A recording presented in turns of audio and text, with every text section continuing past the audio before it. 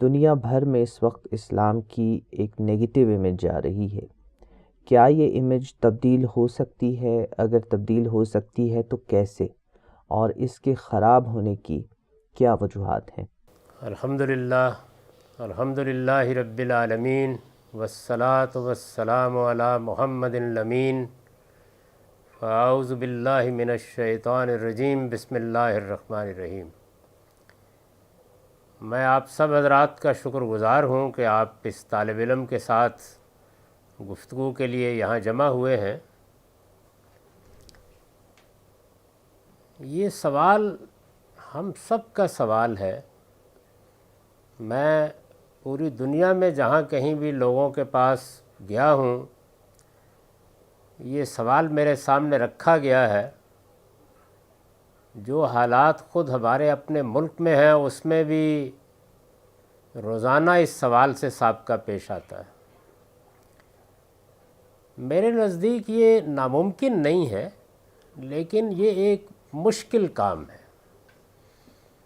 یعنی اگر کچھ لوگ بھی یہ فیصلہ کر لیں کہ ان کو اللہ کے دین کو اس کی صحیح صورت میں پیش کرنا ہے،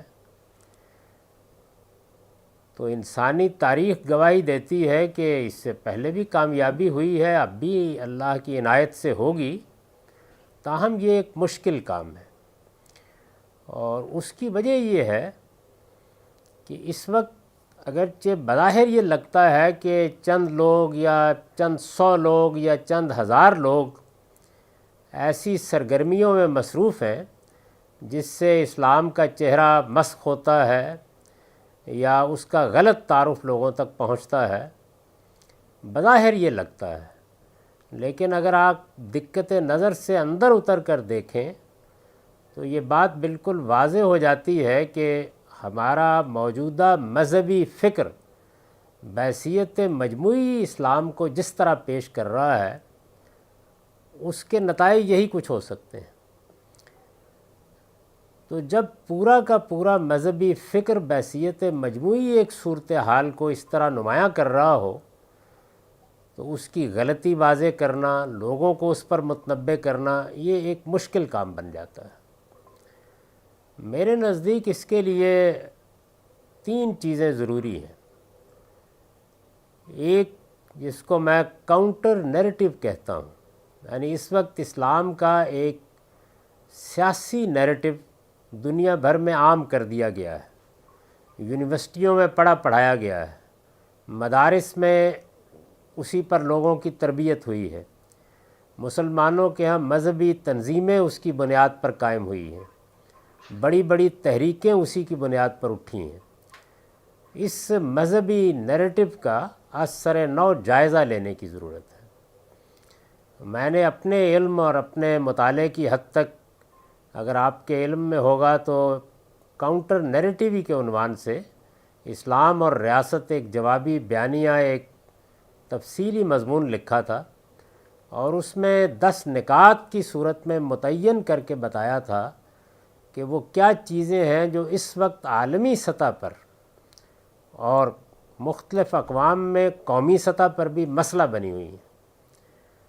تو اگر مسلمانوں کے پڑھے لکھے طبقات، وہ ضروری نہیں کہ مجھ سے اتفاق کریں، اس موضوع پر بات کرنے کے لیے تیار ہو جائیں، مکالمہ کرنے کے لیے تیار ہو جائیں، جو نیریٹو اس وقت موجود ہے اس کا تحقیقی اور تنقیدی جائزہ لینے کے لیے تیار ہو جائیں، تو ایک خالص فکری سطح کی سرگرمی ہی بہت جلد ایسے دسیوں لوگ پیدا کر دے گی جو پھر مختلف زبانوں میں، مختلف لہجوں میں، مختلف اسالیب میں اس کو پیش کرنے لگ جائیں گے۔ یہ ابھی بہت دور کی بات لگتی ہے۔ میں جب دیکھتا ہوں تو مجھے ایسے لگتا ہے کہ ایک تنہا آواز ہے، کوئی بھی اس میں اپنی آواز ملانے کے لیے تیار نہیں ہے۔ لیکن اگر ایسا ہو جائے، یہ ممکن ہے کہ اس میں میرے ہی پیش کردہ 10 نکات پر اتفاق ہو لوگوں کا، اس میں کوئی وہ ترمیم کریں، تغیر کریں، اضافہ کریں، یہ الگ چیز ہے، لیکن یہ عمل شروع ہونا چاہیے۔ تو سب سے پہلی ضرورت یہ ہے۔ دوسری چیز یہ ہے کہ مسلمانوں کی دینی تربیت کا اہتمام کرنا چاہیے۔ یعنی ہمارے ہاں دین عام طور پر تعلیم اور تربیت کے انداز میں لوگوں تک نہیں پہنچتا، وہ واعظ و تبلیغ کے انداز میں پہنچتا ہے، فضائل کی داستانوں کے عنوان سے پہنچتا ہے، وہ فرقہ بندیوں کو دوسرے لوگوں تک پہنچانے کے لیے خاص اسالیب میں لوگوں تک پہنچایا جاتا ہے۔ اس میں یہ طریقہ نہیں اختیار کیا جاتا کہ وہ جیسے کہ ہے، جس طرح اسے پیش کیا جانا چاہیے اس طرح لوگوں کے سامنے پیش بھی ہو، اور اس کا اسلوب تعلیم اور تربیت کا ہو جائے۔ مسلمان قوم کو اگر آپ دنیا بھر میں دیکھیں تو میں جب بھی ان سے ملتا ہوں دیکھتا ہوں، وہ اپنے فرقے کی چیزوں سے واقف ہوں گے، وہ کچھ لٹریچر پڑھے ہوئے ہوں گے اور اس کی بنیاد ان کے پاس اپنی اپنی تعبیر کا علم ہوگا، لیکن جس کو کہتے ہیں کہ ایک فرد کو ایجوکیٹ کیا گیا ہے، یہ چیز نہیں ہوتی۔ ایجوکیشن میں اس کو کہتا ہوں کہ جو شخص بھی کوئی نقطہ نظر رکھتا ہے، اور وہ مختلف ہو سکتا ہے، لیکن وہ یہ جانتا ہو کہ یہ نقطہ نظر کیوں ہے، دوسرے نقطہ ہے نظر کی کیا نوعیت ہے، اور میں اس کو اگر اختیار کیے ہوئے ہوں تو کس استدلال کی بنیاد پہ اختیار کیے ہوئے ہوں۔ تو میرے نزدیک ایک دوسری چیز یہ ہے کہ مسلمانوں میں ایک عام مہم برپا ہو جس کے ذریعے سے ان کی تعلیم تربیت کا اہتمام کیا جائے، تاکہ خود ان کا رویہ اسلام کے معاملے میں، اسلامی تعلیمات کے معاملے میں، اسلام کے ماخذ سے متعلق تبدیل ہو، ان کے لب و لہجے پر اس کے اثرات ہوں، ان کے عمل پر اس کے اثرات ہوں۔ اور تیسری اور آخری چیز یہ ہے کہ مسلمانوں کے علماء اپنے تعلیمی نظام پر اور اپنے فکری نظام پر نظر ثانی کے لیے تیار ہو جائیں، ریویو کرنے کے لیے تیار ہو جائیں۔ یعنی نظر ثانی کا مطلب ہر حال میں یہ نہیں ہوتا کہ آپ رد کر دیں گے، نہیں، کم سے کم اس کو ریویو کرنا، اس پر ایک نظر ڈالنا، اس کو دیکھنا، اس کے لیے تیار ہو جائیں۔ میرے نزدیک یہ تین چیزیں اگر نہیں ہوتی تو پھر یہ تنہا آوازیں تو رہیں گی، اور اس سے کسی حد تک سلیم الطبع لوگوں تک بات پہنچائی جا سکتی ہے، لیکن بحیثیت مجموعی جو کچھ تاثر پیدا ہو گیا اس کو دور کرنا پھر آسان نہیں ہوگا۔ آج کل ہندوستان میں طلاق کا مسئلہ بہت گرم ہے۔ اسی تعلق سے سوال یہ ہے کہ اسلام عدل کا مذہب ہے، لہٰذا اس بنیاد پر طلاق کا حق عورت کو بھی ویسا ہی ہونا چاہیے جس طرح مرد کا ہے، مگر حقیقت یہ ہے کہ عورت صرف خلا کا مطالبہ کر سکتی ہے جبکہ مرد طلاق دے سکتا ہے۔ اس بارے میں آپ کیا فرماتے ہیں؟ خلا تو ایک فقہی اصطلاح ہے، اس کو چھوڑ دیجئے تھوڑی دیر کے لیے۔ اسلام کا اصل قانون یہ ہے کہ مرد طلاق دیتا ہے اس لیے کہ وہ گھر اور خاندان کی صورت میں جو ادارہ وجود میں آتا ہے اس کا سربراہ ہے۔ جس طرح کسی بھی ادارے کا سربراہ آپ کی خدمات سے آپ کی فراغت کا فیصلہ کرتا ہے، اگر آپ کو فراغت حاصل کرنی ہو تو آپ استعفیٰ دیتے ہیں۔ استعفے کا مطلب یہی ہوتا ہے کہ مجھے اب خدمات سے معاف کر دیا جائے، یا میں نے جو کانٹریکٹ کیا تھا اس سے مجھے نکلنے کی اجازت دی جائے۔ تو اسلامی قانون یہ ہے، وہ آپ پوچھیں گے تو میں اس کے دلائل دے دوں گا، کہ مرد طلاق دیتا ہے، عورت طلاق کا مطالبہ کرتی ہے، یعنی طلاق کا حق دونوں کو ہے، برابری کی سطح پر دیا گیا ہے، صرف پروسیجر کا فرق ہے۔ مرد طلاق دیتا ہے، اس کے لیے بھی ایک قاعدہ بنایا گیا ہے کہ وہ طلاق دیتے وقت عدت کے لحاظ سے طلاق دے گا، طہر کی حالت میں طلاق دے گا، ٹھنڈے دل و دماغ کے ساتھ سوچ سمجھ کے طلاق دے گا، اشتعال میں ہو، غصے میں ہو تو اس وقت طلاق نہیں دے گا، وہ اس کے لیے 2 گواہوں کو بلائے گا، اس کی کوئی دستاویز لکھے گا، اس اہتمام کے ساتھ وہ یہ فیصلہ کرے گا، اور پھر بھی اس کے پاس مزید 3 ماہ کی یا 3 ایام کی کہہ لیجیے آپ مدت ہوتی ہے، جس میں وہ چاہے تو فیصلے پر نظر ثانی کر لے، اگر یہ مدت گزر گئی تو طلاق واقع ہو جائے گی۔ تو اس کے لیے بھی ایک قاعدہ ہے۔ اسی طرح اگر عورت طلاق چاہتی ہے تو وہ طلاق کا مطالبہ کرے گی، یہ مطالبہ اگر شوہر مان لیتا ہے تو اسی پروسیجر کے مطابق جو میں نے آپ کو بتایا ہے وہ طلاق دے دے گا، اور اسی طریقے سے طلاق واقع ہو جائے گی۔ اگر وہ اس کو ماننے کے لیے تیار نہیں ہوتا تو پھر کیا کیا جائے؟ اس کے لیے ہمارے ہاں قدیم زمانے سے تو یہ طریقہ رہا کہ عدالت ہی اس کا فیصلہ کر دے گی، یعنی عورت کو اگر اس کا صورتحال پیش آ جاتی ہے کہ شوہر ماننے کے لیے تیار نہیں ہے، یا وہ کوئی سیٹلمنٹ کرنا چاہتا ہے، یا کوئی مالی معاملات ہیں جو زیر بحث ہیں، تو وہ طلاق کو اگر دینے کے لیے تیار نہیں تو پھر عدالت میں معاملہ چلا جائے گا۔ میرے نزدیک اب آبادی بہت بڑھ گئی ہے، عدالتوں میں جانا آسان نہیں رہا، اس میں بہت مشکلات ہیں۔ تو میں جب اسلامی نظریاتی کونسل میں تھا تو اس وقت میں نے یہ تجویز پیش کی تھی کہ ہمارے ہاں نکاح نامے کے اوپر یہ اقرار نامہ لکھ دینا چاہیے کہ ایک مخصوص مدت میں، وہ 90 دن کی ہو سکتی ہے، وہ 120 دن کی ہو سکتی ہے، اس مدت میں اگر شوہر مطالبہ نہیں قبول کرتا تو آپ سے طلاق واقع ہو جائے گی۔ تو یہ طریقہ ہے جو میرے نزدیک اسلام کے پورے اصولوں کو سامنے رکھ کر اختیار کرنا چاہیے۔ عورت کو طلاق دینے کا حق دے دیا جائے، یہ اس لیے ممکن نہیں ہے کہ تمام مالی ذمہ داری شوہر پر ڈالی گئی ہے، اخراجات کا تمام بار اس پر ڈالا گیا ہے، وہ پابند ہے کہ وہ اخراجات بھی پورے کرے، اور ظاہر ہے کہ اس میں وہ کوئی مال دے سکتا ہے، کوئی گھر دے سکتا ہے، کوئی اس نے زمین اس کے نام لگائی ہو سکتی ہے، اور بہت کچھ جب گھریلو زندگی ہوتی ہے تو مشترک اموال پڑے ہوتے ہیں۔ اس طرح کی صورتحال میں پھر پہلے طے ہونا چاہیے ان چیزوں کو۔ اس مقصد کے لیے یہ طریقہ اختیار کیا گیا ہے کہ چونکہ عورت کی طرف سے شوہر کے اوپر کوئی مالی بار نہیں ہے تو وہ اقدام کر سکتا ہے، لیکن بیوی پر ہو سکتا ہے تو وہ مطالبہ کرے گی، اور مطالبے کو پورا کرنے کے لیے یہ پروسیجر یا یہ طریقہ اختیار کیا جائے گا۔ تو شوہر دے دے بہت اچھی بات ہے، نہیں دے تو اس کی مدت مقرر کی جا سکتی ہے، اس میں آپ سے طلاق واقع ہو جائے گی۔ یہی طریقہ صحیح طریقہ ہوگا۔ یہ سوال زبیر احمد شاہ صاحب کی طرف سے ہے۔ یہ پوچھتے ہیں، رسولوں نے لونڈیاں رکھی، حضرت ابراہیم نے ہاجرہ، حضرت محمد صلی اللہ علیہ وسلم نے مریم، اس چیز کو کیسے دیکھنا چاہیے اور کیا یہ سنت ہے؟ یہ لونڈی اور غلام کا ادارہ ایک زمانے کے تمدن میں نہ صرف یہ کہ موجود تھا بلکہ پورے تمدن کے اوپر چھایا ہوا تھا۔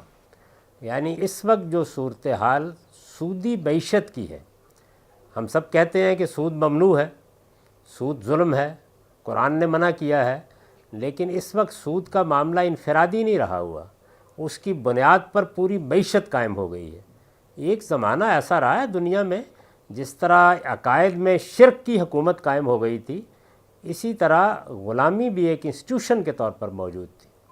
اس میں لونڈیاں بھی تھیں، اس میں غلام بھی تھے۔ خود رسالت مآب صلی اللہ علیہ وسلم کی جب بعثت ہوئی ہے تو یہ کوئی مذہب نے اس ادارے کی ابتدا نہیں کی، اس کی ابتدا جنگ و جدال سے ہوئی، انسان کی جارحیت سے ہوئی۔ اگر آپ تاریخ کو پڑھیں تو یہ معلوم ہوتا ہے کہ شروع میں جب حملے کیے گئے، ایک قبیلے نے دوسرے قبیلے پر حملہ کیا تو اس کو سزا دینے کے لیے یہ انسٹیٹیوشن وجود میں آیا۔ گویا بین الاقوامی قانون جو قبائلی زندگی کا بین الاقوامی قانون تھا، اس میں یہ بات طے ہو گئی کہ اگر جارحیت کوئی کرتا ہے تو پھر جس کے خلاف جارحیت کی گئی ہے وہ اپنے دفاع میں کامیاب ہو جائے گا تو جارحیت کرنے والے گروہ کے تمام افراد کو غلام بنا لے گا، عورتوں کو لونڈیاں بنا لے گا۔ یہ ایک سزا تھی جو اس وقت کے بین الاقوامی حالات میں شروع ہوئی۔ آپ جانتے ہیں کہ ابتدا جہاں سے بھی ہو، آہستہ آہستہ جب وہ ایک انسٹیٹیوشن بن جاتا ہے تو وہ خود اپنے کچھ قوانین پیدا کر لیتا ہے۔ تو اسی کے لحاظ سے لونڈیوں اور غلاموں کا ایک انسٹیٹیوشن بن چکا ہوا تھا۔ اس میں گھروں میں لونڈیاں موجود تھیں، باہر موجود تھیں۔ ہمارے ہاں لوگوں کا خیال یہ ہوتا ہے کہ شاید ساری کوئی 18 سال کی لڑکیاں تھیں، یعنی بوڑھی عورتیں تھیں، اپاہج تھیں، ایسی تھیں کہ جو کوئی اور کام کر ہی نہیں سکتی تھیں، وہ گھروں ہی میں ان کو پناہ ملتی تھی، وہیں رہتی تھیں۔ مردوں کا بھی یہی معاملہ تھا، یعنی نہ غلاموں کو اپنا گھر تھا، وہ مختلف جگہوں پر بکتے رہتے تھے، اور یہ کوئی 2 4 5 نہیں، ہزاروں کی تعداد میں تھے۔ تو اس وجہ سے جب کبھی بھی اللہ کا دین آیا تو اس انسٹیٹیوشن کو ختم کرنے کی کوشش کی گئی۔ مثلا آپ قرآن مجید تو بہت بعد کی چیز ہے، تورات میں دیکھیے، وہاں یہ کہا گیا کہ اگر کوئی غلام ہے اور وہ 6 سال تک تمہاری خدمت کر چکا ہے تو بس اس کو جو کچھ تم نے خرچ کیا تھا اس کا معاوضہ سمجھو، 6 سال کے بعد اس کو لازماً آزاد کر دیا جائے، اور جب آزاد کیا جائے تو اپنے گھر کے دروازے پر کھڑے ہو کر یہ کہہ دو کہ جو کچھ لے جا سکتے ہو وہ لے جاؤ۔ تو مذہب نے ہمیشہ اس کو ختم کرنے کی کوشش کی ہے، لیکن آپ جانتے ہیں کہ سیاسی، معاشرتی اور معاشی معاملات جب کوئی ٹریڈیشن، روایت اور عرف بن جائیں تو ان کو چشم زدن میں ختم نہیں کیا جا سکتا۔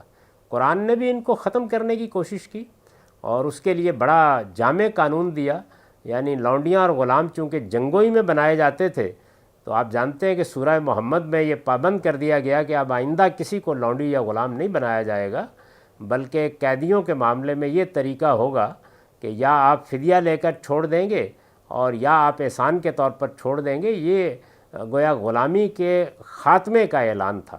اور جو موجود لوگ تھے ان کے بارے میں مکاتبت کا قانون سورہ نور میں آ گیا کہ ان میں سے جو عورت یا مرد بھی یہ ضمانت دے دے کہ وہ اپنے پاؤں پر کھڑا ہو جائے گا، یعنی عورتیں کوئی کعبہ گری نہیں شروع کر دیں گی اور مرد کوئی بھکمنگے ہو کے کنگال لوگوں کی طرح گلیوں میں بھیک نہیں مانگتے پھریں گے، یہ اطمینان ہو جائے تو لازماً ان کے ساتھ مکاتبت کر لی جائے اور ان کی آزادی کا راستہ کھول دیا جائے. تو یہ ایک صورتحال تھی جس سے اس زمانے میں اس زمانے کے تمدن کے لحاظ سے سابقہ پیش آیا اور اس کو ختم کرنے کی نہایت ہی حکیمانہ اور بہت اعلیٰ کوشش کی گئی. تو جب تک یہ ختم نہیں ہوا اس وقت تک ظاہر ہے کہ گھروں میں بھی موجود تھے اور ان کو باہر نکال نہیں پھینکا جا سکتا تھا. تحفے تحائف میں بھی بھیج دیے جاتے تھے. اس میں بعض اوقات اس زمانے کی روایات میں یہ بالکل موضوع نہیں ہوتا تھا کہ آدمی قبول کرنے سے انکار کر دے، محض اتنی سی بات پر جنگ و جدال کی نوبت آ جاتی تھی. تو اس لیے اس وقت کی معاشرتی صورتحال میں اصلاح کے اقدامات کیے گئے اور خاتمے کے اقدامات بھی کیے گئے، لیکن یک قلم معاملے کو ختم نہیں کیا گیا. یہی صحیح طریقہ ہوتا ہے اور یہی پیغمبرانہ حکمت ہے. آپ دیکھیے چائلڈ لیبر ہے، آپ یہ جانتے ہیں کہ میں بھی چاہوں گا کہ وہ ختم ہو جائے، آپ بھی چاہیں گے ختم ہو جائے، لیکن اگر اس کو چشم زدن میں ختم کیا جائے تو آپ کو معلوم ہے کہ اس میں بہت سے معاشی معاشرتی مسائل پیدا ہو جاتے ہیں. یعنی اندازہ ہی نہیں کیا جا سکتا کیا چیز پیدا ہو جاتی ہے. آپ اگر اپنے گھروں میں بھی کوئی بچہ کام کر رہا ہے، مجھے خود یہ صورتحال پیش آئی کہ ایک موقع کے اوپر مجھے یہی خیال ہوا کہ نہیں اس کو نہیں یہاں کام کرنا چاہیے، لیکن فوراً یہ بھی خیال ہوا کہ اگر ہم اس کو نکال دیتے ہیں تو سوسائٹی میں جب تک یہ چیز موجود ہے تو اس بیچارے کو کوئی ایسا گھر ملے گا جہاں اس کے ساتھ ظلم ہوگا، تشدد ہوگا. پہلے سے اس کی داستان بھی معلوم تھی. تو اس وجہ سے معاشرتی اصلاحات جذباتی بنیادوں پر نہیں ہوتی. یہ لونڈیاں موجود تھیں، غلام موجود تھے، وہ بیچے بھی جا رہے تھے، خریدے بھی جا رہے تھے. انبیاء علیہم السلام کو بھی تحفے تحائف میں ملے، چنانچہ انہوں نے نہ صرف یہ کہ اس کو باقی رکھا، حسن سلوک کی بہت اچھی مثال قائم کی اور اس کے ساتھ اس انسٹیٹیوشن کو ختم کرنے کے اقدامات کیے. یہ حکیمانہ طریقہ تھا جو اس وقت اختیار کیا گیا.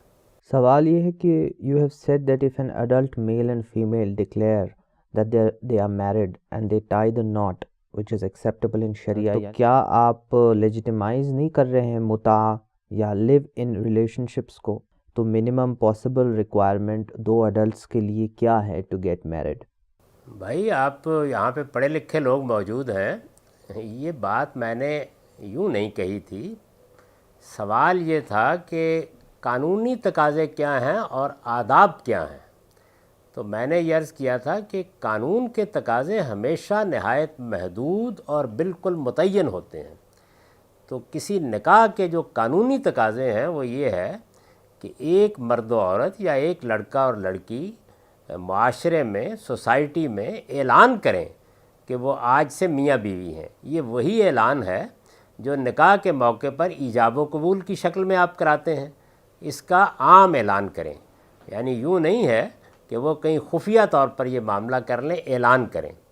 اور دوسرے یہ کہ اس موقع کے اوپر وہ بتائیں کہ شوہر کی حیثیت سے جس نے ذمہ داری اٹھائی ہے وہ علامت کے طور پر، ٹوکن کے طور پر مہر کی کیا رقم دے رہا ہے. تو میں نے یہ عرض کیا تھا کہ یہ ہے قانونی تقاضے. باقی محض قانون کے طریقے پر معاملات نہیں ہوتے، یہ ایک معاشرتی معاملہ ہے، لہٰذا اس میں اولیاء کو شریک ہونا چاہیے، والدین کو شریک ہونا چاہیے. جس طرح کہ ہمارے ہاں روایت ہے ایک باقاعدہ تقریب بھی ہو تو بہت اچھی بات ہے، اس موقع پر کوئی بزرگ نصیحت کرتا ہے جس کو ہم خطبہ کہتے ہیں. یہ سب آداب ہیں اس موقع پہ. اگر ان آداب میں سے کسی کی کسی ضرورت کے تحت خلاف ورزی ہو گئی ہے تو نکاح پھر بھی ہو جائے گا. یہ وہ بات تھی جو میں نے کہی تھی. مجھے نہیں معلوم کہ اس کے اندر وہ کیا چیز ہے جو قابل اعتراض ہے. اس وقت بھی جب آپ نکاح کرتے ہیں تو یہی ہوتا ہے، یعنی اس موقع پر اصل چیز مہر کا مقرر کرنا اور ایجاب و قبول ہے، یہی نکاح ہے. تو یہ قانونی پوزیشن کیا ہے، آداب کیا ہیں، اس کو واضح کیا گیا تھا. اس میں اس طرح کا کوئی لائسنس نہیں تھا جو نتیجہ آپ نے نکال کے مجھے بتایا. السلام علیکم. वालेकुम अस्सलाम। गांधी साहब, मैं शाहब बोल रहा हूँ। हिंदुस्तान में मुस्लिम पर्सनल लॉ हमारी मौजूदा सरकार खत्म करना चाहती है और कहती है कि सभी के लिए कानून बने। तो हमें क्या अपने उनके खिलाफ में हम रहें या उसको मान लें? हमारी क्या पोजीशन रहनी चाहिए? हम थोड़ा इसके बारे में बता दीजिए कि उनका कानून हम माने या अपना कानून के लिए हम लड़े। थोड़ा सा इसके बारे में शुक्रिया। मेरे नज़दीक तो किसी हुकूमत को लोगों के पर्सनल मामलात में मुदाखलत का कोई हक़ ही नहीं। हुकूमत की ज़िम्मेदारी ये है कि जब कहीं कोई हक़ तलफ़ी हो तो उसके इज़ाले के लिए कानून बनाए, उसमें प्रिवेंटिव लॉ भी बना सकती है, या ये है कि वो जान माल आबरू के ख़िलाफ़ ज़्यादती को रोकने के लिए कानून साजी करे। हुकूमत का हक़ यहीं से शुरू होता है और यहीं ख़त्म हो जाता है। निकाह, तलाक, मीरास, ये वो मामलात हैं कि जिसमें मुख्तलिफ़ गिरोहों की आरा मुख्तलिफ़ हो सकती हैं, अफराद की मुख्तलिफ़ हो सकती हैं, मज़हबी नुक्ता है नज़र भी हो सकते हैं। तो अगर आप एक अच्छी हुकूमत कायम करना चाहते हैं तो इन मामलात में मुदाखलत नहीं करनी चाहिए। मुसलमान अपने कानून के मुताबिक निकाह करें, हिंदू अपने कानून के मुताबिक निकाह करें, अपने कानून के मुताबिक तलाक दें, अपने कानून के मुताबिक वो मीरास तकसीम करें। ये चीज़ें ऐसी नहीं हैं कि जिनमें रियासतें मुदाखलत कर सकती हैं। अलबत्ता ये बात बिल्कुल ठीक है कि अगर किसी मौके पे निज़ा हो जाए, यानी ज़ाहिर है कि ये जो मामलात हैं निकाह के, तलाक के, मीरास के, ये एक फ़र्द से मुतल्लक़ नहीं होते। इसमें इसका इम्कान होता है कि निज़ा हो जाए। मैं फिर वाज़े कर दूं कि एक वो मौका है कि जब कोई निज़ा नहीं है, हमने अपने तरीके से निकाह किया, हिंदुओं ने अपने तरीके से निकाह किया, मसीहियों ने अपने तरीके से निकाह किया, वो चर्च में चले गए, हम मस्जिद में चले गए, नहीं गए, घर में तकरीब हो गई, जो हमारे यहाँ इजाब व कबूल का तरीका है वो इख्तियार कर लिया, मसीहियों के यहाँ जो तरीका है उन्होंने वो इख्तियार कर लिया। इसी में हुस्न है माशरत का। ये हो रहा है सारा। अब कोई निज़ा हो गया, यानी झगड़ा हो गया, निकाह के मामले में हो गया, तलाक के मामले में हो गया, मीरास के मामले में हो गया। इसमें दोनों तरीके बिल्कुल ठीक हैं। यानी ये कि कोई हुकूमत ये फ़ैसला करे कि जिस गिरोह का मसला है उसी के कानून के मुताबिक हम फ़ैसला सुनाएंगे, जैसे कि हिंदुस्तान में अंग्रेज़ों ने इख्तियार किया आगे। दूसरा तरीका ये है कि वो ये कहें कि आप अपने मामलात अंजाम दें, हम आपके किसी पर्सनल मामले में मुदाखलत नहीं करते, लेकिन जिस वक्त झगड़ा हमारे पास आएगा तो फ़ैसला हम अपने कानून के मुताबिक करेंगे। वो कानून रियासत बना सकती है, वो नाफिज भी कर सकती है। जिन लोगों को अपने कानून, अपनी रवायात की पासदारी होगी, वो अपना झगड़ा लेके अदालतों में नहीं जाएंगे। ये दोनों तरीके ठीक हैं। ख़ुद इस्लाम में मुहम्मदुर रसूलुल्लाह की बेसत के बाद ये दूसरा तरीका इख्तियार किया गया। चुनांचे सूरह मायदा में ये बयान हुआ है कि मदीने में यहूद भी थे, अहले किताब के लोग भी थे, तो ये साफ साफ बता दिया गया कि आप हजरात अपने फ़ैसले ख़ुद करना चाहें, हमें कोई एतराज़ नहीं है, आप अपनी अदालतों में अपने मुकदमे ले जाएं, कोई एतराज़ नहीं है, लेकिन अगर मामला हमारे सामने आएगा तो फिर हम अपने कानून के मुताबिक फ़ैसला करेंगे। तो मेरे नज़दीक सही बात ये है। इसलिए कोशिश यही करनी चाहिए कि मुसलमान इसी उसूल को दुनिया भर में मनवाएं, क्योंकि अगर निकाह और तलाक के मामलात में मुस्बत मुदाखलत रियासतें करेंगी तो ये उनके हुदूद से तजावुज़ है। निकाह कैसे होना है, तलाक कैसे देनी है, इसके पीछे सदियों की तारीख़ होती है, इसके पीछे रवायात होती हैं, इसके पीछे रसूम होती हैं, इसके पीछे मज़हब भी होता है जैसे हमारे यहाँ है। तो इसमें किसी रियासत को मुदाखलत नहीं करनी चाहिए। निज़ा अलबत्ता हो जाए तो फिर फ़ैसला कौन अथॉरिटी चूँकि रियासत ही होगी तो उसके लिए दोनों तरीके जायज़ हैं। और मैंने जैसे कि अर्ज़ किया कि ख़ुद इस्लाम ने जो तरीका इख्तियार किया वो ये था कि इस सूरत में फिर हम अपने कानून के मुताबिक फ़ैसला सुनाएं। सवाल ये है कि क्या आप समझते हैं कि इस्लाम में मर्द और औरत बराबर हैं, और क्या औरत हमेशा अपने शौहर की मर्ज़ी के मुताबिक ही अमल करेगी और उसकी मर्ज़ी के ख़िलाफ़ घर से बाहर भी नहीं निकल सकती? क्या इस्लाम के रूल्स ये इम्प्लाई नहीं करते कि women are not as intelligent as main and neither can be trusted, जो कि 600 ईस्वी में उस वक्त तसव्वुर था औरत के बारे में? तो शरीयत में क्या तब्दीली की जानी चाहिए ताकि ये सूरत हाल बेहतर हो? ये जो कुछ बयान किया गया है ये इस्लाम में कहीं नहीं है। یعنی اپنی خلقت کے لحاظ سے مرد و عورت بالکل برابر ہیں. مرد و عورت دونوں کی اولاد ہے انسان، دونوں کا غیر معمولی مرتبہ ہے، دونوں انسان ہونے کی حیثیت سے یکساں تکریم کے مستحق ہیں. ان کے مابین اخلاقی پیمانوں پر کوئی فرق نہیں کیا جا سکتا، کسی کے معاملے میں کوئی معاشی قدغن بھی نہیں لگائی جا سکتی. مرد جو عمل کرنا چاہتا ہے کرے، عورت جو کرنا چاہتی ہے کرے، جو تعلیم پانا چاہتا ہے پائے، جو تعلیم وہ پانا چاہتی ہے پائے، اپنے لیے معاشی جدوجہد کا کوئی میدان منتخب کرنا چاہتی ہے کرے. کسی قسم کی کوئی تفریق نہیں کی گئی.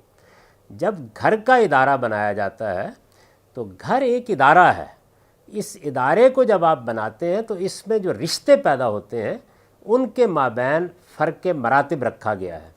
یعنی ماں اور بیٹا برابر نہیں ہے، ماں ایک برتری کے مقام پر ہے. باپ اور بیٹی برابر نہیں ہے، باپ ایک برتری کے مقام پر ہے. اسی طریقے سے بہن بھائیوں کے رشتے ہیں. تو جو میاں اور بیوی کا رشتہ ہے اس میں شوہر کو گھر کا سربراہ بنایا گیا ہے، اس کے اوپر کفالت کی، حفاظت کی ذمہ داری ڈالی گئی ہے. یعنی عورت کمائے کھائے، وہ ملازمت کرے، جو جی چاہے کرے، کوئی پابندی نہیں، لیکن وہ ذمہ دار نہیں ہے گھر کے اخراجات پورا کرنے کی. اسلامی شریعت میں یہ ذمہ داری مرد پر ڈالی گئی ہے، اور اس کے لحاظ سے خواتین سے یہ تقاضا کیا گیا ہے کہ وہ موافقت کا رویہ اختیار کریں، سرکشی کا رویہ اختیار نہ کریں. بس یہ مذہب کی تعلیم ہے. اس طرح کی بات کہ وہ گھر سے نہیں جا سکتی، وہ باہر نہیں نکل سکتی، وہ کوئی کام نہیں کر سکتی، ایسی کوئی چیز کہیں بیان نہیں ہوئی. اس طرح کی کوئی تفریق نہیں کی گئی. ان کے ساتھ عزت اور تکریم کا رویہ اختیار کرنے کی تعلیم دی گئی ہے. قرآن کے الفاظ میں عاشروہن بالمعروف، یعنی جو تمہارا زمانہ ہو، جو تمہاری سوسائٹی ہو، جو تمہارے ہاں اچھے لوگوں کا دستور ہو، اس کے مطابق معاملات کرو. ظاہر ہے کہ اس میں تھوڑا بہت فرق تمدن سے پڑتا ہے، قبائلی زندگی میں، جاگیردارانہ معیشت میں تھوڑا بہت فرق رہے گا. معروفات میں تبدیلی ہوتی رہتی ہے، آج کے معروفات اور ہیں، اور ہمیں اللہ تعالیٰ نے یہی تعلیم دی ہے کہ زمانے کے ساتھ جیسے جیسے معروفات میں تبدیلی ہو تم بھی اپنے رویے کو بہتر کرو. لیکن اصولی بات یہ ہے کہ سوائے اس کے کہ گھر کے سربراہ کی ذمہ داری شوہر کی حیثیت سے، یعنی اگر فرض کر لیجئے کہ کسی گھر میں مرد کوئی نہیں ہے، ماں ہی نے ذمہ داری سنبھالی ہے، تو ماں بیٹوں کے اوپر بھی قوام ہوگی. تو اس وجہ سے یہاں کوئی جینڈر کی بنیاد پہ تفریق نہیں کی گئی، بلکہ رشتے کی بنیاد پر فرق کیا گیا ہے. اسلام کا اصول یہ ہے کہ اخلاقی بنیادوں پر پوری انسانیت بالکل یکساں ہے، لیکن رشتے برابر نہیں ہیں. استاد کا رشتہ محض دوست کا رشتہ نہیں، وہ باپ کی جگہ پر ہے. باپ کا رشتہ بھی ایک برتری اپنے اندر رکھتا ہے. ماں کا رشتہ باپ سے بھی زیادہ برتر ہے. تو رشتوں کے معاملے میں ہم مساوات کے اصول کو تسلیم نہیں کرتے. ہمارے نزدیک انسانی تمدن اور تہذیب کا سارا حسن رشتوں کے اسی فرق مراتب میں ہے، اور یہ وہ چیز ہے کہ جو اسلام کے قانون میں بھی بیان ہوئی ہے، اللہ کی کتاب میں بھی بیان ہوئی ہے، اللہ کے پیغمبر نے بھی بیان کی ہے. باقی جو اس طرح کی چیزیں لوگ بیان کرتے ہیں یہ نہ قرآن میں ہے نہ حدیث میں ہے، کہیں بھی نہیں. آج کی تاریخ میں اسلام کو جن چیزوں سے زیادہ نقصان پہنچا ہے ان میں سے ایک چیز جہاد ہے. تو میرا سوال یہ ہے کہ جہاد کا کانسیپٹ کیا ہے؟ IS کا نظریہ اسلامی بنیاد پر ہے یا پھر غیر اسلامی ہے؟ اور جہاد کا کیا مطلب قرآن و سنت کی روشنی میں آپ بتائیں گے؟ مہربانی ہوگی. جہاد کا مطلب ہے کسی مقصد کے لیے جد و جہد کرنا، اپنی ساری طاقت صرف کرنا. اسلام میں جہاد کی تعبیر سب سے پہلے دعوت کے لیے اختیار کی گئی ہے. چنانچہ قرآن مجید میں یہ کہا گیا ہے نبی صلی اللہ علیہ وسلم کو مخاطب کر کے کہ جاہد بہی جہادن کبیرہ، آپ اس قرآن کے ذریعے سے جہاد کبیر کیجئے، یعنی اس کا پیغام پہنچائیے، اس کی دعوت پہنچائیے. تو اس کی ابتدا یہاں سے ہوتی ہے. اس کے بعد وہ موقع بھی آ جاتا ہے کہ جب کبھی تلوار اٹھانا پڑتی ہے. اس موقع کے اوپر صحیح اصطلاح تو قتال ہے، لیکن ہماری فقہ میں اس کے لیے بھی جہاد کا لفظ استعمال کر لیا جاتا ہے. یہ جو جنگ ہے، قتال یا جنگ کی صورت میں جہاد، اس کے بارے میں چند بنیادی باتیں سمجھ لیجئے.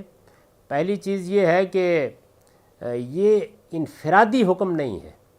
یعنی اس میں یہ نہیں کہا گیا کہ جیسے نماز پڑھنے کا حکم ہے کہ میں بھی نماز پڑھوں گا، آپ بھی پڑھیں گے، نہیں، یہ مسلمانوں کو ان کی اجتماعی حیثیت میں حکم دیا گیا ہے، یعنی جماعت کو بحیثیت جماعت، امت کو بحیثیت امت، قوم کو بحیثیت قوم حکم دیا گیا ہے۔ مسلمانوں کی جو کوئی بھی اجتماعیت ہوگی وہ اس کی مخاطب ہے۔ آپ جانتے ہیں کہ جو احکام اجتماعیت کو دیے جاتے ہیں وہ اس کا جو نظم آپ قائم کرتے ہیں، جس کو ہم آج کی اصطلاح میں نظم ریاست کہتے ہیں، وہ قدیم زمانے میں ایک قبیلے کا نظم بھی ہو سکتا تھا۔ اس طرح کے احکام پر عمل کے لیے وہ نظم مکلف ہوتا ہے، وہ اقدام کرتا ہے۔ تو پہلی چیز یہ ہے کہ جہاد مسلمانوں کے نظم اجتماعی سے متعلق حکم ہے۔ میں جنگ کے جہاد کی بات کر رہا ہوں، قتال جس کو کہا جاتا ہے۔ جنگ مسلمانوں کے نظم اجتماعی سے متعلق ہے، اس کو فیصلہ کرنا ہے کہ جنگ کرنی ہے یا نہیں کرنی، کرنی ہے تو کب کرنی ہے، کیسے کرنی ہے، یہ ایک بات۔ دوسرے یہ کہ جہاد یا قتال یا جنگ صرف ظلم اور عدوان کے خلاف ہو سکتی ہے، یعنی یہ نہ کسی مذہبی مقصد کے لیے ہوتی ہے، نہ ملکوں کی تسخیر کے لیے ہوتی ہے، نہ مال غنیمت کی ہوس کے لیے ہوتی ہے، نہ برتری کی جبلت کی تسکین کے لیے ہوتی ہے، یہ صرف ظلم اور عدوان کے خلاف ہوتی ہے۔ جس طرح کہ اگر کسی ریاست کے اندر کوئی شخص لوگوں کی جان مال آبرو کے لیے خطرہ بنتا ہے تو ریاست کو حق حاصل ہے کہ وہ اس کو ایک مجرم کی طرح کیفر کردار تک پہنچائے۔ اسی طرح اگر کوئی قوم، کوئی گروہ انسانوں پر ظلم کرتا ہے، قرآن میں اس کا حکم پرسیکیوشن کے لیے آیا ہے۔ اس کو قرآن اپنی تعبیر میں فتنہ کہتا ہے۔ فتنہ کا مطلب یہ ہے کہ لوگوں کو ان کے مذہب سے بالجبر طاقت کے ذریعے سے برگشتہ کرنے کی کوشش کی جائے، جس کو انگریزی زبان میں پرسیکیوشن کہتے ہیں۔ تو اس مقصد کے لیے اللہ تعالیٰ نے یہ حکم دیا۔ ظلم اور عدوان کی اور بھی صورتیں ہو سکتی ہیں، اس میں کوئی تفریق بھی نہیں ہے۔ یہ ظلم کسی مسیحی پر ہو سکتا ہے، یہ کسی ہندو پر ہو سکتا ہے۔ تو ظلم اور عدوان کے خلاف، صرف ظلم اور عدوان کے خلاف جنگ کی جا سکتی ہے۔ پہلی چیز میں نے عرض کی کہ اس کے لیے ریاست کو اقدام کرنا ہے۔ دوسرے یہ کہ وہ صرف ظلم اور عدوان کے خلاف ہوگی اور کسی مقصد سے جنگ نہیں کی جا سکتی۔ ظلم اور عدوان کی یہ نوعیت بھی ہو سکتی ہے کہ کوئی آپ پر چڑھ دوڑا ہے، جس کو ہم دفاع کہتے ہیں، اور یہ بھی ہو سکتی ہے کہ کسی جگہ ظلم ہو رہا ہے اور آپ اقدام کر کے اس ظلم کا خاتمہ کرنے کے لیے جنگ کرتے ہیں، تو یہ ہو سکتی ہے۔ تیسری چیز یہ ہے کہ اس میں مسلمانوں سے یہ کہا گیا ہے کہ وہ اپنی حربی طاقت کا اندازہ کر کے اس نوعیت کا اقدام کریں۔ یہ خودکشی نہیں ہے، بلکہ یہ دیکھیں کہ ان کی اور مقابل کی یعنی ظالم کی طاقت میں کیا توازن ہے۔ چنانچہ صحابہ کرام کے معاملے میں سورہ انفال کے آخر میں یہ بتا دیا گیا ہے کہ جنگ بدر تک یہ نسبت 1:10 کی تھی اور اب یہ 1:2 ہے۔ اس سے قیاس کیا جا سکتا ہے کہ آج کے زمانے میں کیا صورت ہوگی۔ تو گویا یہ تین چیزیں بنیادی حیثیت رکھتی ہیں۔ اس میں ظاہر ہے کہ یہ بیان کرنے کی ضرورت نہیں ہے کہ یہ صرف کمبیٹنٹس کے خلاف ہوتا ہے، یہ کسی ایسے شخص کے خلاف عین میدان جنگ میں بھی اگر کوئی شخص ہتھیار پھینک دے تو اس کو نہیں مارا جا سکتا۔ کمبیٹنٹ ہے جب تک آدمی، مقاتل ہے، لڑنے کے لیے کھڑا ہے، یہ صرف اسی وقت تک ہو سکتا ہے۔ فتنے اور پرسیکیوشن اور ظلم کے خلاف ہوگا، ریاست کی طاقت سے ہوگا، حربی طاقت ہے تو اس کے لحاظ سے ہوگا۔ ہمارے دین میں یہ اگرچہ ساری باتیں بالکل عقلی اخلاقی ہیں، لیکن اس کو اللہ کا حکم بنا دیا گیا ہے اور ہم اس کو اللہ تعالیٰ کی راہ میں اللہ کے ہاں اجر کے جذبے سے کرتے ہیں، یہ اس کے احکام ہیں۔ آئی ایس اور اس طرح کے لوگ جو کچھ فرما رہے ہیں یہ بالکل بے بنیاد، بیس لیس باتیں ہیں، ان کے لیے نہ قرآن میں کوئی بنیاد ہے نہ حدیث میں کوئی بنیاد ہے۔ اسلام میں جہاد یا جنگ یہ ہے جو میں نے بیان کر دیا ہے۔ آپ اس کے تفصیلی دلائل دیکھنا چاہیں تو میری کتاب میزان میں جہاد کا چیپٹر نکال کے پڑھ رہے ہیں۔ بہت مختصر طور پہ دیکھنا چاہیں تو میری کتاب الاسلام میں جہاد کا چیپٹر نکال کے دیکھ لیں۔ اس سے بھی زیادہ ایجاز کے ساتھ دیکھنا چاہیں تو میری مقامات کے نام سے جو کتاب ہے اس میں بھی اس پہ میں نے گفتگو کی ہے۔ تو جہاد یا قتال جس کو کہتے ہیں جنگ، وہ یہ ہے، یعنی جہاد تو ایک عام لفظ ہے، وہ دعوت کی جد و جہد کے لیے بھی استعمال ہوتا ہے اور قتال کے لیے بھی استعمال ہوتا ہے، لیکن جب وہ قتال ہو تو پھر اس کے حدود، شرائط اور اس کا مقصد یہ ہے جو میں نے بیان کر دیا۔ غامدی صاحب یہ پوچھتے ہیں، اسلام میں عورت کو عقل و تدبر میں مرد سے کم گردانا گیا ہے، مثلا تنہا عورت کی گواہی ناکافی ہے، حالانکہ موجودہ دور میں عورتیں دنیا بھر میں کم و بیش تمام شعبوں میں کام کر رہی ہیں۔ دوسری طرف اسلام برابری کا دعویٰ کرتا ہے، کیا آپ کو ایسا نہیں لگتا کہ اسلام اپنی اس پوزیشن میں کمزور ہے؟ آپ کیا کہتے ہیں اس بارے میں؟ میں نے تو پورا قرآن 10 مرتبہ پڑھا ہے، میں نے تو کہیں نہیں پڑھا کہ یہ بیان کیا گیا ہو کہ عورت کم عقل ہے یا اس کو کم عقل قرار دیا گیا ہے۔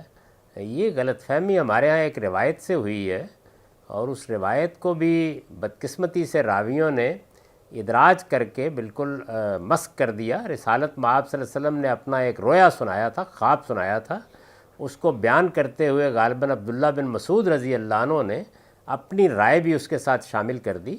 اس میں ذرا تحقیق کی جائے تو بالکل معلوم ہو جاتا ہے کہ رسالت مآب صلی اللہ علیہ وسلم نے ایسی کوئی بات نہیں کہی۔ قرآن مجید میں جو احکام شریعت کے بیان کیے گئے ہیں، اس میں نے آپ کو میاں اور بیوی کے رشتے میں بتایا۔ گواہی کی صورت بھی یہ ہے کہ جہاں تک جرائم کی گواہی کا تعلق ہے، اس میں قرآن مجید نے سرے سے کوئی مداخلت ہی نہیں کی۔ یہ بتا دیا ہے کہ جو گواہ بھی ہوگا وہ عورت بھی ہو سکتی ہے، مرد بھی ہو سکتا ہے، بچہ بھی ہو سکتا ہے، کرائن بھی ہو سکتے ہیں۔ اگر آپ نے کبھی قانون شہادت پر میرے لیکچر سنے ہیں تو اس میں نے بتایا ہے کہ انگریزوں کے زمانے میں ایک بیل کی گواہی پر فیصلہ ہوا، کوئی ڈاکہ پڑا ہے، چوری ہوئی ہے، اس میں گواہ ہم منتخب نہیں کرتے، جو بھی موقع کا گواہ ہوگا، قاضی مطمئن ہے، ہو سکتا ہے کہ وہ 10 مردوں کی گواہی قبول کرنے سے انکار کر دے، ہو سکتا ہے کہ ایک عورت کی گواہی پہ فیصلہ کر دے، تو اس میں ہرگز کوئی مداخلت نہیں کی گئی۔ جو بات قرآن مجید کی سورہ بقرہ میں کہی گئی ہے وہ بالکل قرین عقل بھی ہے، اور وہ اس اصول پر بھی مبنی ہے کہ آپ جب کوئی سد ذریعہ کا حکم دیتے ہیں، دیکھیے میں یہاں یہ واضح کر دوں، یہ چونکہ ایک اصطلاح ہے، یعنی اللہ تعالیٰ کے دین میں 3 طرح کے احکام ہم کو ملتے ہیں۔ ایک وہ احکام ہے جو جس وقت اللہ کی کتاب نازل ہو گئی تھی تو ایک وقتی تدبیر کے طور پر دیے گئے، مثلا رسالت مآب صلی اللہ علیہ وسلم کی ازواج مطہرات کے بارے میں بعض احکام، مثال کے طور پر اس وقت جو قتال ہو رہا تھا اس سے متعلق بعض احکام، اس وقت جو ہجرت ہو رہی تھی اس کے بارے میں بعض احکام۔ اسی طرح سے جب منافقین نے نبی صلی اللہ علیہ وسلم کے گھرانے کو اسکینڈلائز کرنا چاہا تو اس کے لیے بعض تدابیر بتائی گئیں۔ ایسے ہی جب منافقین نے خود رسول اللہ کے ساتھ تخلیے میں ملاقات کر کے ایک ڈھونگ رچایا تو اس کے بارے میں بعض احکام دیے گئے۔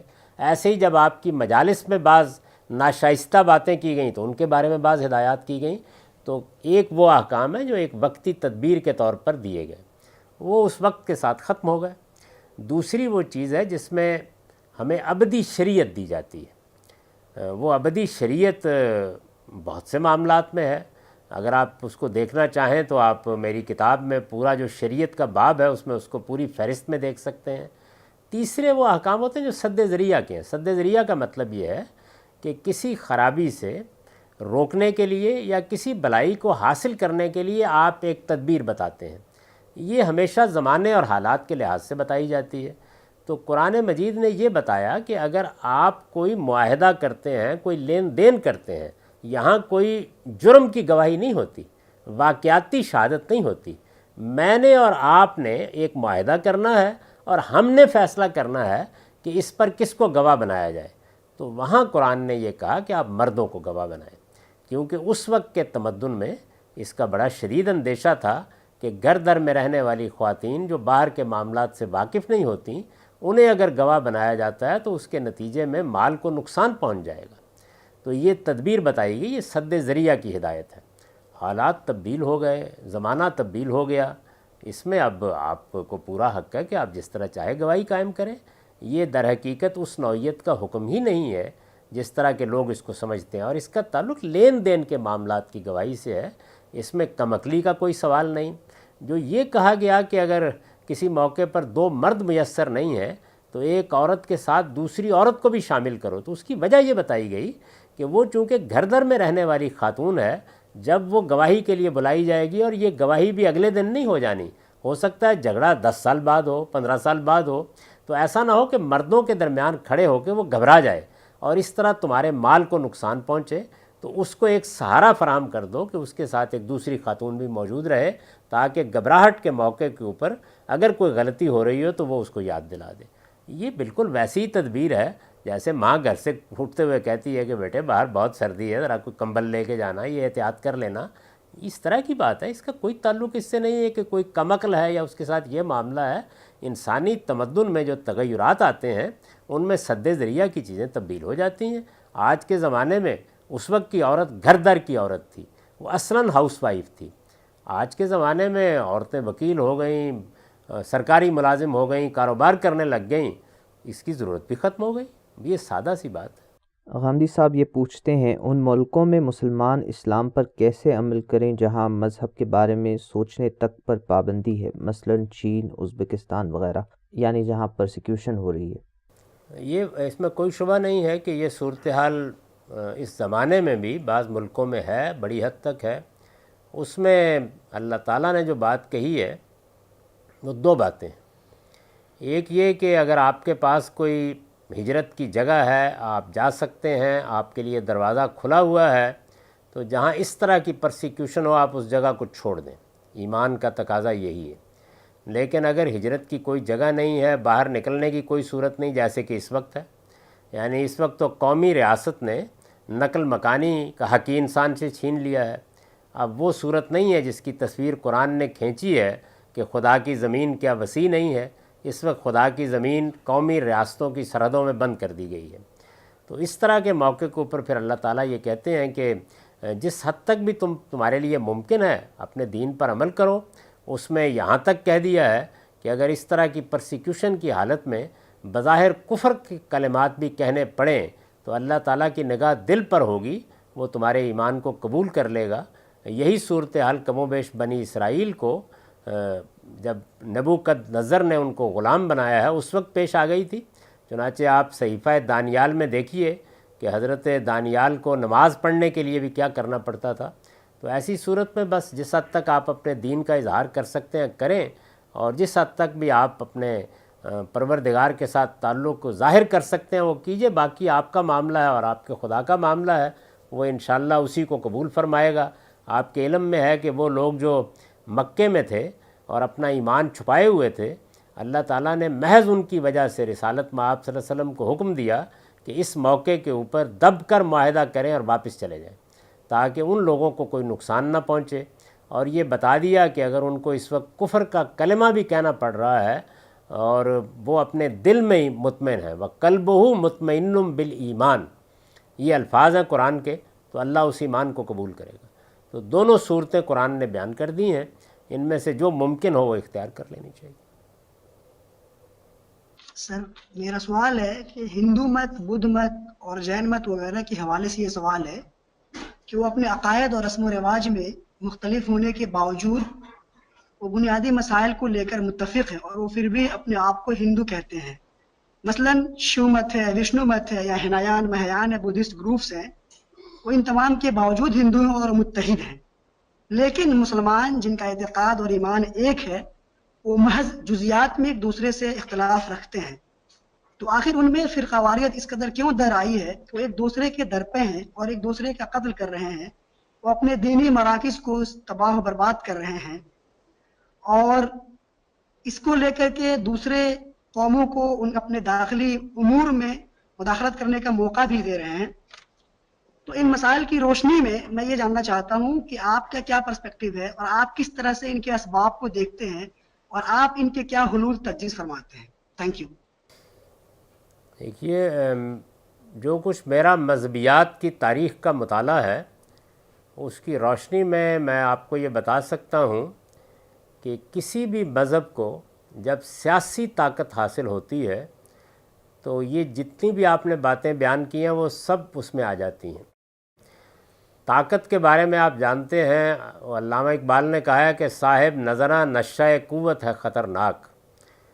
طاقت ایک ایسی چیز ہے کہ جو اسی طرح کی کرپشن پیدا کر دیتی ہے۔ یہ جو جن مذاہب کا آپ نے ذکر کیا ہے، آپ ان کی تاریخ پڑھ کے دیکھیں، جب ان کے پاس بھی سیاسی طاقت تھی تو یہ وہ سب کچھ کرتے رہے۔ ان میں بھی بے شمار فرقے بنے، گروہ بنے، مارا پیٹا گیا، بدھوں کے ساتھ جو سلوک ہندوستان میں ہوا ہے وہ تاریخ میں موجود ہے.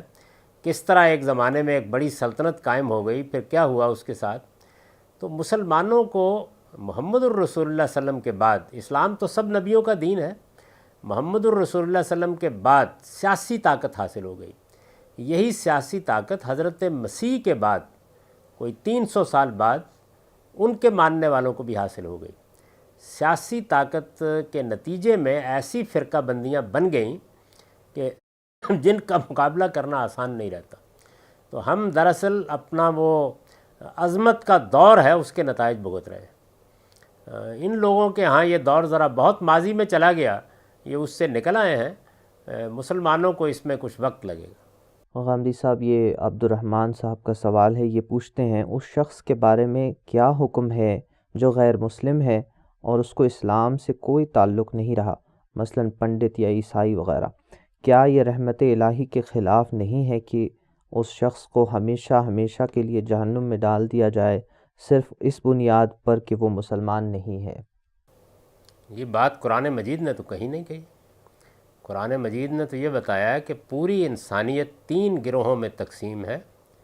ایک وہ لوگ ہیں کہ جن تک پیغمبروں کا پیغام نہیں پہنچا، الہامی مذہب کی تعلیمات جن تک نہیں پہنچی.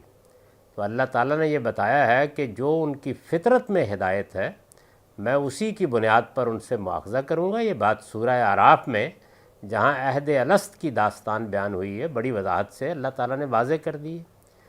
دوسرے وہ لوگ ہیں کہ جن تک پیغمبروں کی دعوت پہنچی اور انہوں نے اس کو قبول کر لیا، جیسے کہ حضرت مسیح کے ماننے والے ہیں، حضرت موسیٰ کے ماننے والے ہیں. قرآن نے ان کو گن کر سورہ بقرہ میں یہ بتا دیا ہے نام لے کر، ان الذین ہادوا والذین والنصارى والصابئین، گن کے بتا دیا ہے کہ یہ جتنے بھی گروہ ہیں ان کے مواخذے کی بنیاد جو علم ان کے پاس آ گیا ہے وہ ہوگا. اور وہ علم کیا ہے کہ یہ ایک پروردگار کو مانیں، یہ آخرت میں جواب دہ ہوں اور یہ اچھا عمل کریں.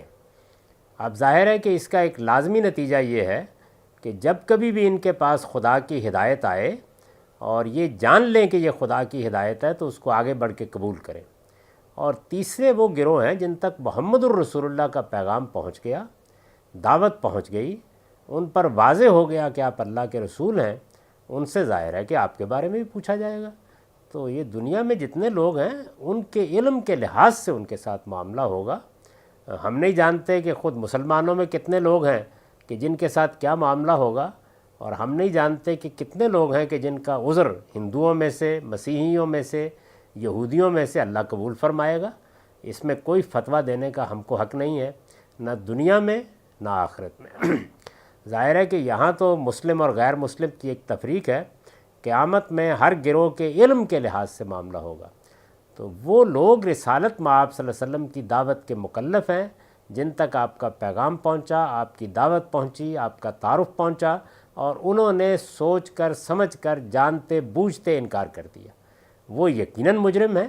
باقی جن کے پاس کوئی عذر ہے، بات نہیں پہنچی یا سرے سے کسی پیغمبر کی بات بھی نہیں پہنچی، ان سے ان کے علم کی حد تک ہی مواخذہ ہوگا.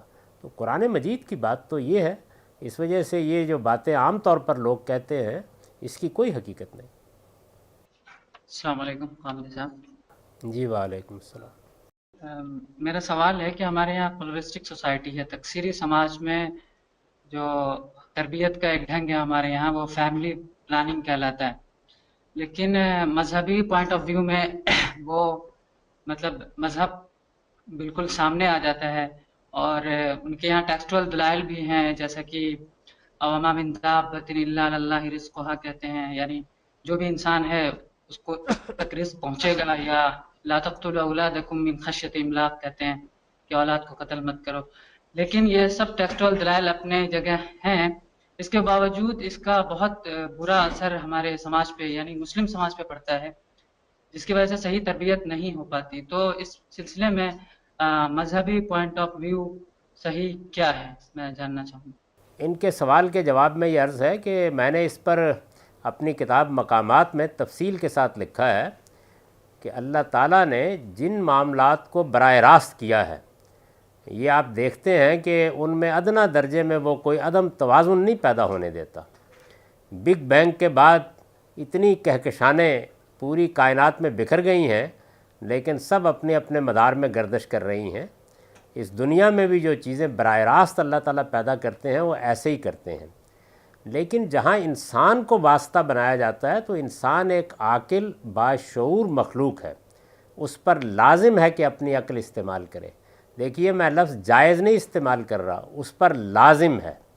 تو میرے نزدیک اولاد کو پیدا کرنے میں چونکہ انسان کو واسطہ بنایا گیا ہے تو اس پر لازم ہے کہ وہ اپنے آپ کو دیکھے، اپنی بیوی کو دیکھے، اپنے حالات کو دیکھے، وہ یہ دیکھے کہ اس نے بچے کی تربیت کرنی ہے، تعلیم دینی ہے، اس کے لیے وقت، اس کے لیے معاشی حالات، یہ سب چیزیں دیکھنا اس پر لازم ہے۔ ان چیزوں کو دیکھے بغیر اگر وہ بچے کا اقدام کرے گا تو وہ خدا کے قانون کی خلاف ورزی کرے گا، وہ اللہ تعالیٰ کی دی ہوئی عقل کی توہین کرے گا۔ تو میں نے تو بڑی وضاحت سے بتایا ہے کہ اس معاملے میں مسلمانوں کو بالکل غلط تعلیم دی گئی ہے، ان کو بلکہ آگے بڑھ کر اس کا علمبردار بننا چاہیے کہ لوگ اپنی ذمہ داریوں کو سمجھیں اور ذمہ داریوں کو سمجھ کر یہ اقدام کریں۔ کسی آدمی کا یہ حق نہیں ہے کہ جس چیز کے معاملے میں اس کو عقل دی گئی ہے اس کے استعمال سے انکار کر دے۔ ایک کسان کی کھیتی کی مثال آپ لیں، اس کا فرض ہے کہ وہ یہ دیکھے وہ کیا فصل بونے جا رہا ہے، زمین کو اس نے موزوں وقفہ دیا یا نہیں دیا، زمین کی زرخیزی کو قائم رکھنے کے لیے کیا ضرورتیں ہیں، وہ اس کے جو فصل بونے جا رہا ہے اس کی برداشت کر بھی سکے گا یا نہیں کر سکے گا، برداشت کے بعد کسی منڈی میں اس کی کوئی گنجائش بھی ہوگی یا نہیں ہوگی، یہ ساری باتیں وہ کرے گا۔ جبکہ قرآن کہتا ہے کہ انتم تزرعونہ ام نحن الزارعون، یعنی کھیتی تو خدا اگاتا ہے، لیکن چونکہ اس کا ذریعہ کسان بنتا ہے تو اس کے لیے عقل کا استعمال کرنا لازم ہے۔ یہ جتنی چیزیں میں نے آپ سے عرض کی ہیں، یہ جو آپ نے آیات کا حوالہ دیا ہے وہ بالکل الگ چیز ہے۔ یعنی ہم میں سے ہر مسلمان یہی ایمان رکھتا ہے کہ اللہ تعالیٰ نے رزق کی ذمہ داری اٹھا رکھی ہوئی ہے، لیکن رزق کی ذمہ داری کیا اسباب سے ماورا اٹھا رکھی ہوئی ہے؟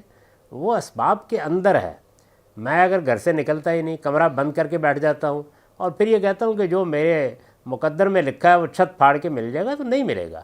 اللہ کا قانون یہ ہے کہ آپ نے جو تدبیر کرنی ہے وہ آخری درجے میں کریں اور ایمان یہی رکھیں کہ آخری فیصلہ خدائی کا ہوگا اور اس نے یہ ذمہ داری لے رکھی ہوئی ہے۔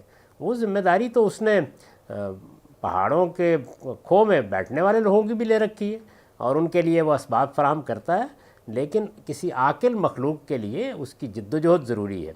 سوال یہ ہے کہ اللہ علی اللہ رزق کو آپ پڑھنے کے بعد آپ سب حضرات کاروبار کرنے کیوں نکلتے ہیں اور یہ سارے کام کرنے کیوں نکلتے ہیں؟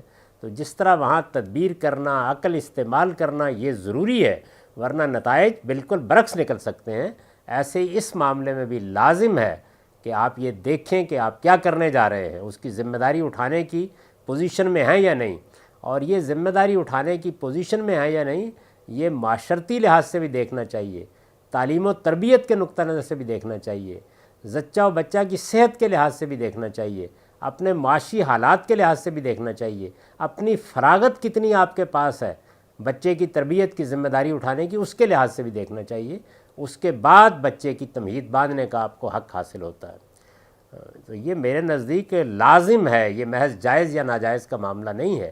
کوئی آدمی اگر ان اصولوں کی خلاف ورزی کرتا ہے تو وہ اصل میں اللہ کے قانون کی خلاف ورزی کرتا ہے، وہ بالکل وہی کام کرتا ہے کہ جیسے کوئی شخص یہ کہے کہ شفا اللہ دیتا ہے لہذا میں دوا نہیں کھاؤں گا، تو وہ مر جائے گا، اس لیے کہ اللہ تعالیٰ کا قانون ہے جس کی اس نے خلاف ورزی کی۔ یہ سوال محمد شاہد جمال صاحب کا ہے، ان کا تعلق مرکز برائے عربی زبان سے ہے۔ یہ پوچھتے ہیں اسلام میں مرتد کی سزا قتل ہے۔ سوال یہ ہے کہ ایک شخص مسلمان قوم میں پیدا ہوا مگر اسے دوسرا مذہب پسند آتا ہے تو آخر اس کو اپنا مذہب تبدیل کرنے کی آزادی کیوں نہیں ہے؟ کیا یہ مذہبی آزادی کی خلاف ورزی نہیں ہے؟ یہ میں تو مجھے یہاں تک یاد پڑتا ہے 1980-82 میں بڑی تفصیل سے لکھ چکا ہوں، میری کتاب برہان میں وہ مضمون موجود ہے جس میں نے یہ بتا دیا کہ یہ بے بنیاد بات ہے، یہ ایک روایت کا مطلب غلط سمجھنے سے مسلمانوں کے ہاں یہ تصور پیدا ہوا ہے۔ ہمارے ہاں اس پر کوئی سزا نہیں ہے، خدا کی زمین پر لوگ آزاد ہیں، اللہ تعالیٰ نے اعلان کیا ہے کہ لا اکراہ فی الدین، دین کے معاملے میں خدا نے کوئی جبر روا نہیں رکھا. من شاء فلیؤمن من شاء فلیکفر، جس کا جی چاہے ایمان قبول کرے، جس کا جی چاہے کفر اختیار کرے. قیامت میں اس کو خدا کے سامنے اپنے علم کے حد تک جواب دہ ہونا ہوگا. ہم یہاں اس کے خلاف کوئی اقدام نہیں کر سکتے. میں تو بارہا لکھ چکا ہوں، دلائل دے چکا ہوں، اس معاملے میں جو کچھ لوگ کہتے ہیں اس کا جواب دے چکا ہوں. تو میرے نزدیک ایسی کوئی سزا اسلامی شریعت میں نہیں ہے. اس معاملے میں جتنی باتیں کہی جاتی ہیں وہ سوء فہم کا نتیجہ ہیں. اسلام اس سے بالکل بری ہے. اسلام نے ایسی پابندی نہیں لگائی. اس نے تو اپنے پیغمبر کو جگہ جگہ یہ حکم دیا ہے کہ یہ آزادی میں نے دے رکھی ہے انسانوں کو، آپ کا کام یہ ہے کہ آپ بات پہنچائیں. علیک البلاغ و علینا الحساب. اللہ تعالیٰ حساب کریں گے، محاسبہ کریں گے. کفر، شرک اور ارتداد تینوں جرم ہیں، لیکن ان جرائم کی سزا صرف خدا دیتا ہے. یہ کسی بندے کا کام نہیں ہے کہ ان کی سزا دے. جیسا کہ اکثر سننے میں آتا ہے کہ ہندوستان یا دیگر ممالک میں کوئی مسلم یا کبھی کبھی غیر مسلم اور یا کبھی کبھی مسلمان بھی اسلام کے بارے میں، قرآن کے بارے میں یا صحابہ اکرام کے بارے میں یا نبی پاک صلی اللہ علیہ وسلم کے بارے میں غلط بیانی، گستاخیاں کرتے ہیں. تو اس پر عوام الناس کا رد عمل کیا ہونا چاہیے، خاص طور پر ہندوستان کے مسلمانوں کا؟ وہی جو اللہ تعالیٰ نے قرآن مجید میں بتا دیا ہے. یعنی اگر کوئی آدمی آپ پر اعتراض کرتا ہے، تنقید کرتا ہے، تو شائستگی کے ساتھ اس کا جواب دیں. ہر آدمی کو حق حاصل ہے کہ وہ اعتراض کرے، تنقید کرے. اگر کوئی علمی تنقید ہے اور شائستگی کے ساتھ کی گئی ہے تو اس کا شائستہ جواب دینا چاہیے. قرآن مجید نے اس طرح کے تمام اعتراضات کا اپنے زمانے میں جواب دیا ہے، بڑی تفصیل کے ساتھ جواب دیا ہے. اگر کوئی آدمی اس سے آگے بڑھ کر بد تہذیبی پر اتر آتا ہے، غلط زبان اختیار کر لیتا ہے، تان تشنیع کا رویہ اختیار کرتا ہے، تو ہمیں یہ ہدایت کی گئی ہے کہ یہ جہالت پر اتر آیا ہے. عارضاً الجاہلین، آپ اپنا منہ اس سے موڑ لیں اور اس کو اپنا کام کرنے دیں. آپ اللہ کے دین کی دعوت پھیلائیں، پیغام پھیلائیں، غلط فہمیوں کو رفع کریں. یہ ہمارا کام ہے. تو یہ دونوں باتیں جو ہیں وہ قرآن مجید نے بڑی وضاحت کے ساتھ بیان کر دی. غامدی صاحب یہ سوال رمضان کے بارے میں ہے. یہ پوچھتے ہیں، due to frequent travelling my Ramadan starts in one country and I celebrate Eid in a different country. Since both countries follow different lunar calendars, my Ramzan is at times either 31 days or 28 days. Are either of these complete Ramzan months? آپ جس ملک میں ہیں، جس زمین پر آپ قدم رکھ دیتے ہیں، بس اسی کے قانون کی پیروی کریں گے. یعنی آپ یہاں سے روزہ رکھ کے گئے، آپ اترے تو وہاں عید ہو رہی تھی تو عید کریں گے، آپ کھول دیں گے روزہ. آپ کے پورے ہو گئے تھے روزے، آپ وہاں پہنچے، وہاں لوگ روزہ رکھے ہوئے ہیں، آپ روزہ رکھیں گے. اس میں کوئی معنی نہیں ہے. یہی صحیح طریقہ ہے. جو مسلمانوں کی اجتماعیت ہو، اس طرح کے تمام معاملات میں ان کے ساتھ رہنا چاہیے. ہاں البتہ اگر آپ کے روزوں میں 29 سے کمی رہ گئی ہے تو بعد میں آپ وہ روزہ پورا کر لیں. غامدی صاحب سوال ان کا یہ ہے کہ حضور صلی اللہ علیہ وسلم کے زمانے میں مسلمانوں کو دوسرے ممالک میں اسلام پر عمل کرنے کی اجازت نہیں تھی. اس وقت دارالاسلام اور دارالحرب کا تصور سامنے آیا، لیکن موجودہ زمانے میں ہر جگہ اور ہر ملک میں تمام مذاہب کے ماننے والوں کو اپنے مذہب پر عمل کرنے کی اجازت ہے. تو کیا اس زمانے میں کسی ملک کو دارالاسلام کہنے کی اجازت ہونی چاہیے اور مسلمانوں کو کسی ملک کو دارالاسلام بنانے کی اجازت ہونی چاہیے؟ آپ کی کیا رائے ہے؟ یہ دونوں اصطلاحات جیورسٹ کی، فقہا کی اصطلاحات ہیں. ان کا قرآن حدیث سے کوئی تعلق نہیں ہے. تو اپنے اپنے زمانے کے جیورسٹ اپنے وقت کے حالات کے لحاظ سے اصطلاحات وضع کرتے ہیں. وہ زمانہ گزر گیا، وہ حالات تبدیل ہو گئے. اب ان اصطلاحات کا استعمال آپ کیسے کر سکتے ہیں؟ اس وقت تو فتوحات کا زمانہ بھی چلا گیا. اب قومی ریاستیں ہیں، اور قومی ریاستیں یا نیشن سٹیٹس دنیا میں جہاں کہیں بھی ہیں، وہ اس اصول پر قائم نہیں ہوتی کہ کسی کا مذہب کیا ہے. وہ اس اصول پر قائم ہوتی ہیں کہ ایک خاص علاقے میں کون کون لوگ رہ رہے ہیں. جو لوگ اس علاقے میں رہ رہے ہوتے ہیں یا اس کے شہری ہیں، وہ برابر کے شہری ہوتے ہیں. ان میں کوئی بدھ ہو سکتا ہے، کوئی ہندو ہو سکتا ہے، کوئی مسلمان ہو سکتا ہے. اس وقت جو آپ جس ملک میں بیٹھے ہیں وہاں بھی یہی نوعیت ہے، اور ہم پاکستان میں بیٹھے ہوئے ہیں، ہمارے یہاں بھی یہی نوعیت ہے. یعنی ہم سب پاکستانی ہیں، ایک مسیحی بھی پاکستانی ہیں، برابر کے شہری ہیں، ان کے مابین کوئی فرق نہیں ہے۔ تو اس وجہ سے یہ تو نیشن سٹیٹ کا زمانہ ہے، اس میں یہ پرانی فقہی اصطلاحات، پھر عرض کر دوں کہ یہ کوئی مذہبی اصطلاحات نہیں ہیں، یہ فقہی اصطلاحات ہیں، یہ اصطلاحات بالکل ارریلیونٹ ہو چکی ہیں، ان کو اب بالکل استعمال نہیں کرنا چاہیے۔ بہت شکریہ غامدی صاحب، آپ نے ہمیں جوائن کیا، اپنا ٹائم دیا، اور تمام پارٹیسپینٹس کا بھی شکریہ ادا کرتے ہیں کہ وہ یہاں تشریف لائے اور اس پروگرام کو سکسیسفل بنایا۔ بہت شکریہ آپ کا، بہت عنایت آپ کی، یہاں بیٹھے ہوئے سب لوگوں کو میرا سلام عرض کیجیے۔ آپ نے میری معروضات، میں ظاہر ہے کہ بہت سے معاملات میں عام لوگوں سے ذرا مختلف رائے رکھتا ہوں، تو آپ نے صبر اور سکون کے ساتھ میری بات سنی، میں بہت شکر گزار ہوں۔